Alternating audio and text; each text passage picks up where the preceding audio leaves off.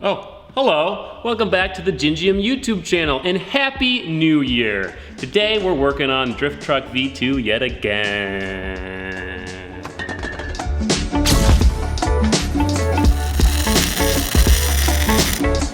So today's video is not about this stuff, but I wanted to show you because it's an exciting package from Australia. Here we have an Elite manufacturing supercharger manifold for our supercharger for our 1UZ. It's intercooled, it's cast aluminum, it's beautiful. We also have their fuel rails for the 1UZ, injectors for the 1UZ, pulley for the 1UZ, AN fuel line for the 1UZ. I'm excited to get this stuff on, but today, we are working on the roll cage and the tube chassis for the new S13 suspension. This is the first thing we have to do before we can start bolting parts on, doing the motor, etc., etc. Now there are two ways you can really cage a body on frame vehicle. You can either build the cage directly off the frame, make it go through the body, cut holes in the body for the tubes to go through, but you can no longer then separate the body from the frame. And I want to keep this a body on frame vehicle. So the way we're gonna do it, we're going to build the cage in the cab of the truck, in the body of the truck. The cage will also then come down to the frame,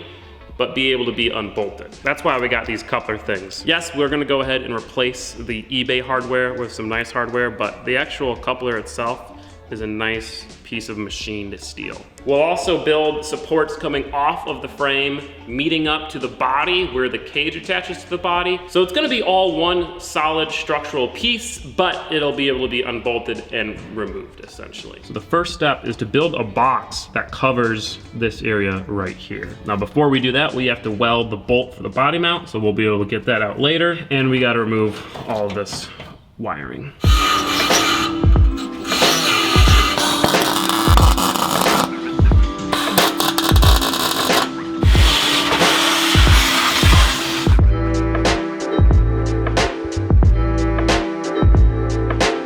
So we got the box all designed on CAD. If you look closely, I'm trying out something new that you guys suggested. Tabs built into the pieces so they interlock and are easy to weld all together.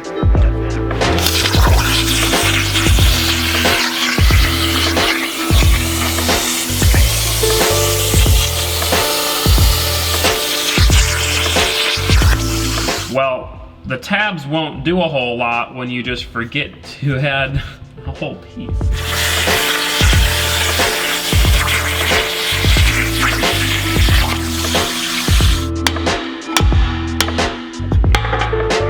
That ain't not going in. Also gotta make the tolerances a bit bigger, but it's gonna work nicely. Gotta love that I wasted two pieces. Let's go.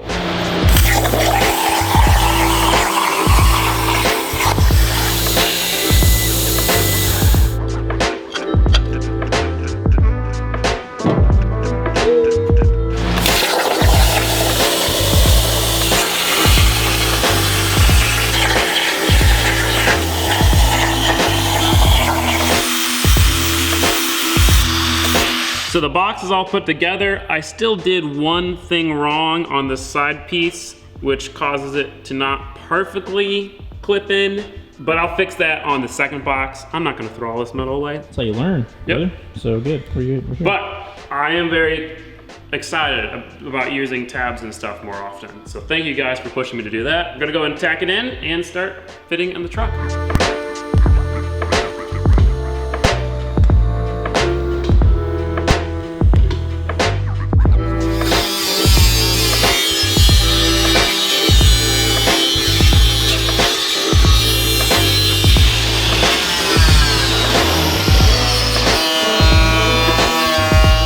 After cleaning up some glue, finessing the box and the cab, we got it fitting pretty good. Now we can weld this up. We do have to build a plate to cover this hole right here so that we can weld the box against the cab there. So let's do both those things.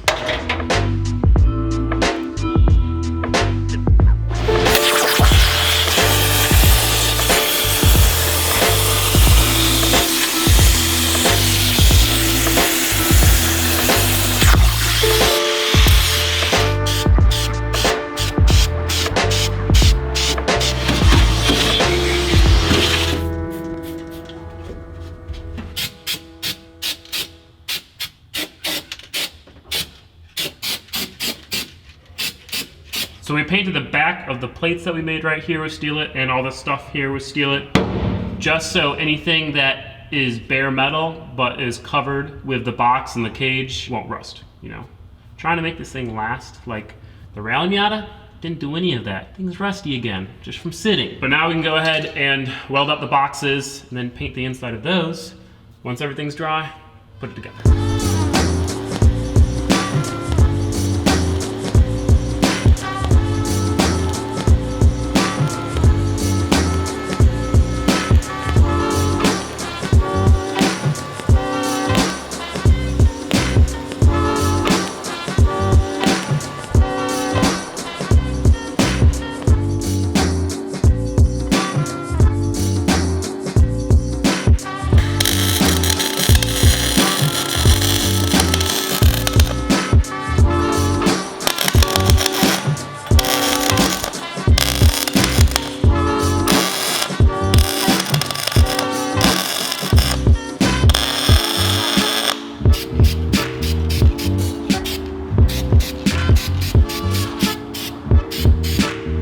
So now we're gonna go ahead and start bending the main hoop.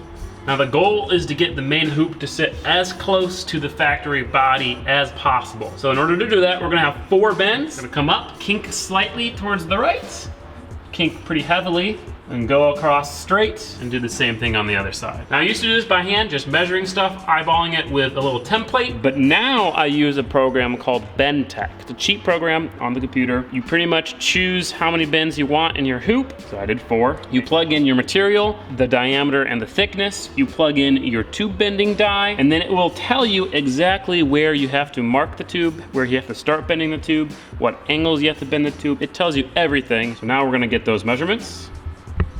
54 7/8, 54, 54, 37.5, and 42. The awesome thing, it tells you the total length you need, 114 inches, 114.4, but it also tells you the weight of the entire piece. First bend will be at 14.8 inches, second bend 29.4, first one 20 degrees, second 70, 70, 20. All to add up to 180. So you can probably see why that's better than eyeballing stuff. Let's cut ourselves a piece of tube.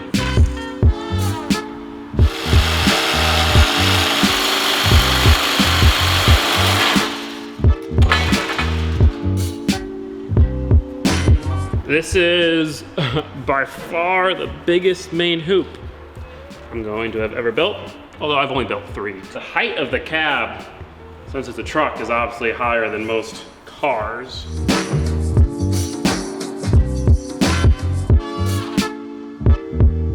We got the tube all marked out. I will say it was a bit of a relearning curve, just because I have kind of forgotten, not the actual process of bending a tube, but it's really just where you're referencing your measurements from is the thing that you forget. But we figured it all out. So for instance, this mark here goes on front of the clamp. Pretty much the way this machine works, which is really awesome. You do one bend, put the tube in farther, do another bend, put the tube in farther. You're kind of feeding the tube through the machine. Zero that out.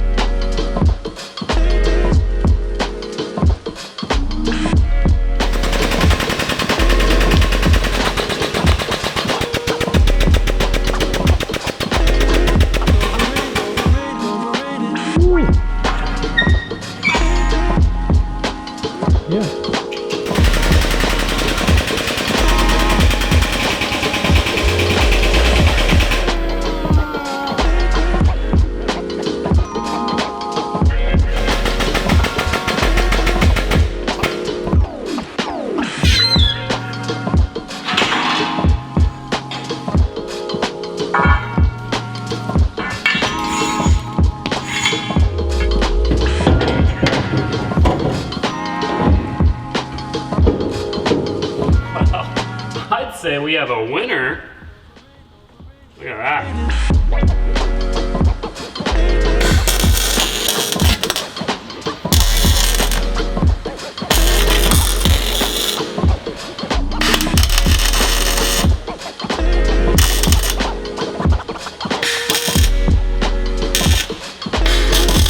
Remember, we're just tacking them in for now so that we'll be able to remove them later and drop the cage.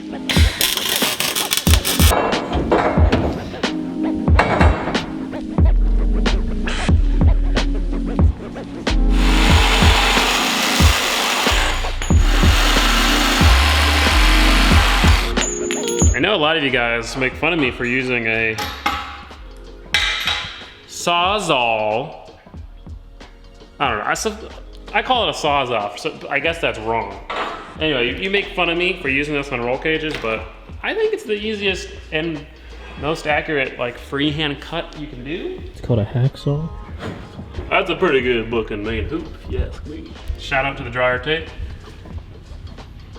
It's surprisingly sticky, the dryer tape. That's you know? the best part about it. Yeah, it's like so strange. It's stuck to the foam on the top. Exactly, exactly.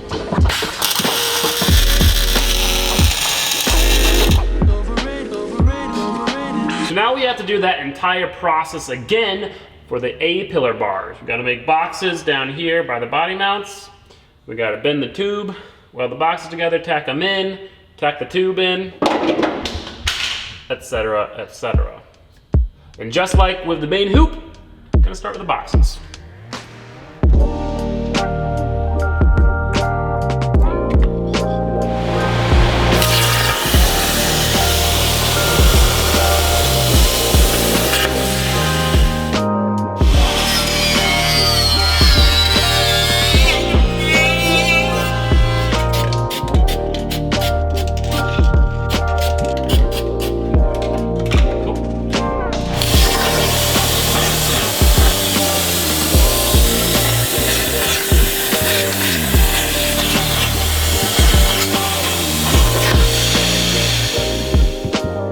Got the other box built. The fact that this thing holds together with just a few magnets and all the tabs is beautiful. Yeah. It's a little bit bigger than I wanted because obviously your feet are gonna be going here and it kind of gets in the way, but the tube has to be off of the chassis a bit so that we'll actually be able to drop it down because it's such a tight fit. So it was kind of necessary. And I had to go over the body mount down there too, so it is what it is.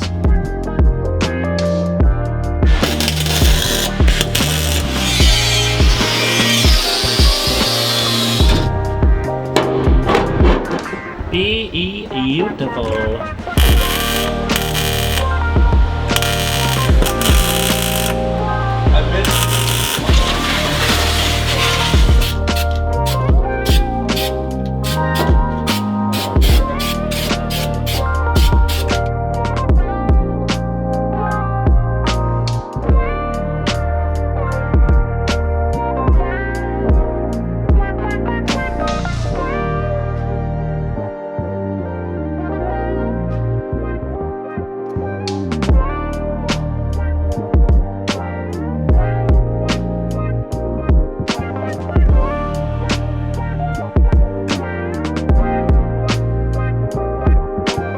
So we got our boxes made, all welded up. This is kind of how we're attempting to get the A-pillar bar to run past both of the dash mounts. And if you look closely, this perfectly will line up with the strut tower. So we can have a bar going to the strut tower straight off this. Before we start building the bars, we're gonna tack the boxes in.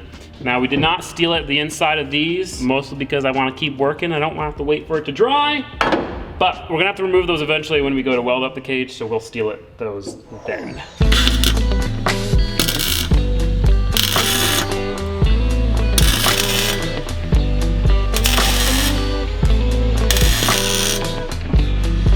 So the A-pillar bar comes off this corner, hugs this line right here, bends down and out slightly to follow the A-pillar, comes right in between this, and this, and then straight down.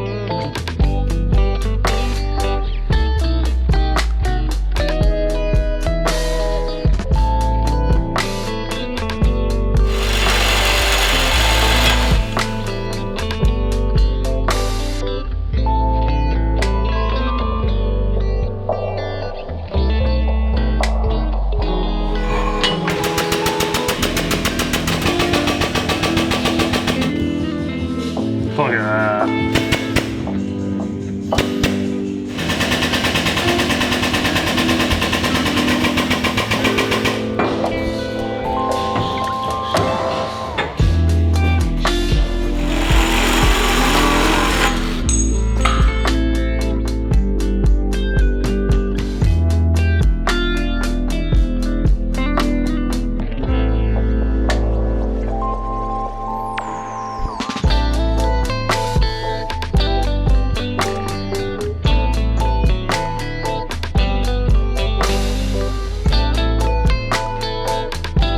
So we got both the A-pillar bars bent up, notched, and kind of in the right spot. I'm not super happy with the way either of them are fitting, but I think if I tack them in and then kind of whack a bar in a different area, I can make it work. Unfortunately, we couldn't use the software to figure out how to bend these tubes, so I kind of eyeballed it, and lo and behold, my eyeballs are not as smart as this computer.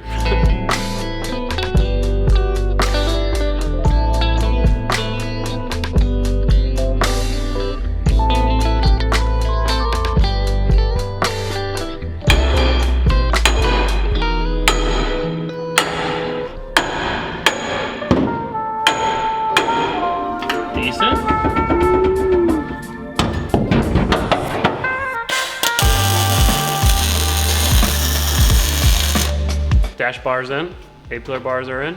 It's looking good. Gap's pretty good. Gap's, yeah, it doesn't follow this part of the A-pillar as well as I'd want, but it is literally touching the top. The gaps on the main hoop are perfect. Now I'm gonna go ahead and do more of these kind of crossbars. One for like the harness bar section, one up top of the windshield, so like the windshield bar. We got the harness bar bent up and made. I had to notch it to actually be able to wrap the harnesses around this thing because it sits flush against the back wall.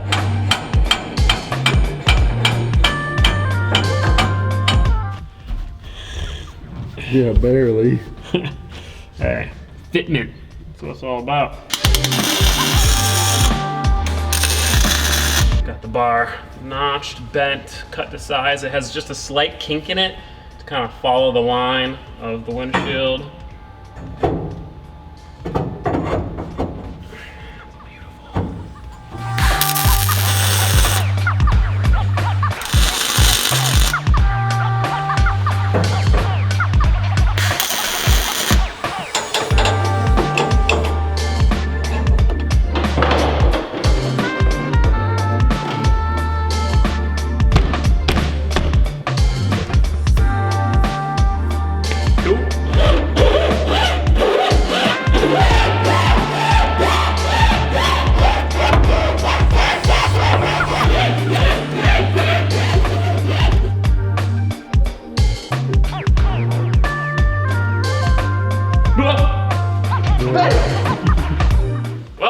Took a pause from the cage and removed both the windows. We've had a little bit of a rough week getting back into things here at the Gingium. Kurt got COVID, but he's back now, thankfully. That's why there was lots of time shots, travel time lapses. And then our plasma cutter got a leak in it and flooded the shop. That was unfortunate. That was a big cleanup. That's almost ready to be back in service. And then the air compressor went out, which powers both the plasma cutter and the tube bender. But thankfully, we have a new air compressor out there now. So, it's time to get back to work. Let's finish up this cage. We've got a couple more bars to do for this video, and then it's on to the front chassis.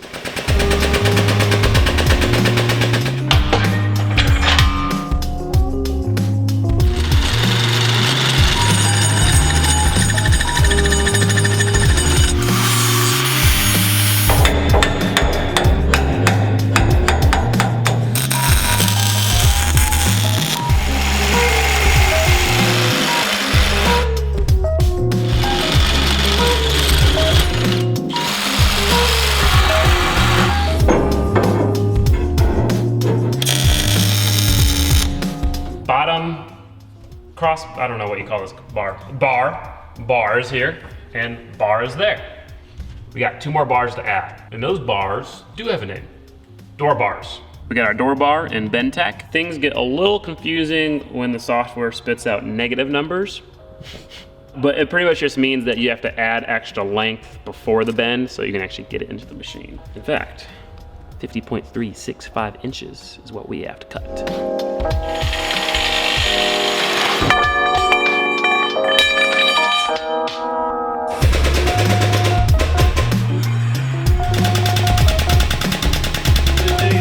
The one thing that the software doesn't tell you is how much access you need at the end of the tube in order to get the bend done.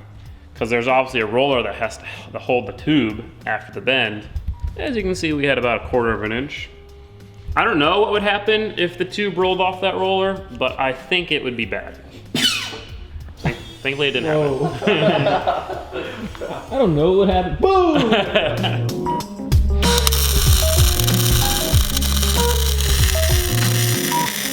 So, two things. For one, if you look closely, we traded this bar out. The old bar was straight.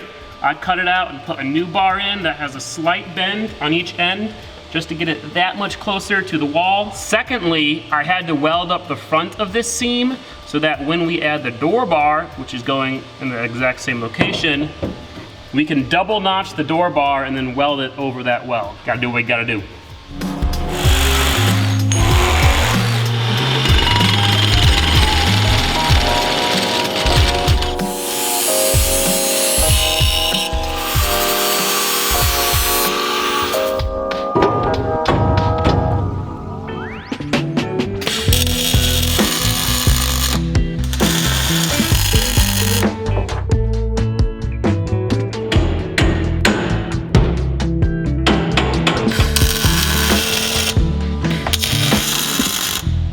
So that was the last bar. This cage, at least the cab section of this cage, is 90% finished. Now looking at it, you guys might think, well, you know, that doesn't necessarily look like other race car cages I've seen. Doesn't have a lot of X's, doesn't have as many tubes as I'd expect. That's the whole point. As I said in the last video, the goal is to make this thing a street truck. And a full cage with big door bars, X braces everywhere, ruins that. That's what happened to the Rally Miata. The Rally Miata's cage is way overkill and it sucks getting in and out of it. That makes a big difference on how nice it is to drive on the street. So like this door bar, very low, you know, nothing up here, nothing interfering with clearance for the seat or for your head, nothing obscuring the vision. Now we will be adding some like triangulation bars of a smaller diameter in most of the joints. And that will A, make it look cool, and B, make it a little bit stronger. Besides that, that's it. Oh, I'm also going to tie in this door bar down to the floor once it's all welded up, and then also make a new tube connecting the frame to the body that's removable. That way, the frame to body connection is as stiff as possible. And obviously, we're gonna have bars coming off the cage up front here to build the strut towers, and we'll have bars coming off of the main hoop coming down to the rear frame. Probably an X, probably something. But yet again, also removable. But yeah, that's it for the cage. In the next video, we are going to start bringing the tubes from the cage down up here to the front. You know, hopefully by the end of the next video, we could technically bolt in S13 suspension up here. Anyway, thank you all for your guys' patience. I know this video is taking a little bit longer than we all would have liked to have to come out, but I'm incredibly happy that I took some time off for the holiday and we got the shop all sorted. We got the bathroom done too in our off time, which was pretty sick. But no more delays. If you do want to support the channel, you can check out the merch. Got some sick hoodies for the cool season. Hats, even though this is a Mina Carmon's hat. You can also check out Patreon, where you can get early access to videos, access to photos pretty much every day, and to some other exclusive stuff, or just keep watching. Which, by the way, thank you for the support in the last video too. That thing almost has 130K views, which is pretty awesome. I'm glad you guys are excited for Drift Truck V2. I am too. I'm glad I'm spending my time on it, doing it how I want it to be done, taking all the precious detail. But yeah, see you guys in the next one.